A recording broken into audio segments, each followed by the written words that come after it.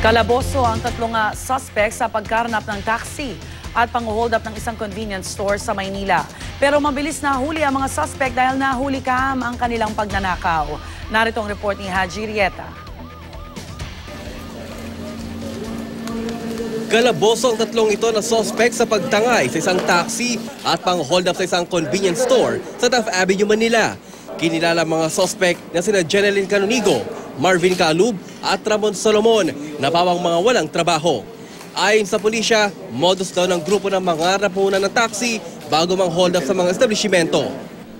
Madaling araw kahapon, una umunong tinangay ang taxing ito sa bahagi ng Pateros at saka ginamit para looban ang isang convenience store kung saan nakunan sila ng CCTV camera. Sa footage, makikita ang ilang lalaki na pumasok sa loob ng establishmento at nagpanggap na bibili saka lumabas. Ilang saglit lang, muli silang bumalik sa loob hanggang bumunot na ng baril ang isang lalaki. Natangayang di bababa sa 80,000 piso at ilang cellular cards. Tototanggi naman na isa sa mga suspect na kasabwat siya sa krimen.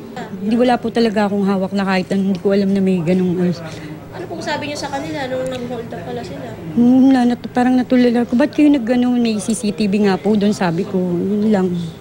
Ayon kay Superintendent Romeo Macapas ng MPD Station 5, sanay na raw ang grupong ito sa mga ganitong krimen. Sa tingin ko, eksperyensyado na. Kasi nakita nyo sa CCTV, ganun. Kampante sila pumasok, parang okay lang sa kanila eh. Ay, sa awa ng Diyos, siguro, katapusan na rin. Nakuha mula sa mga suspect ang ilang baril at isang granada.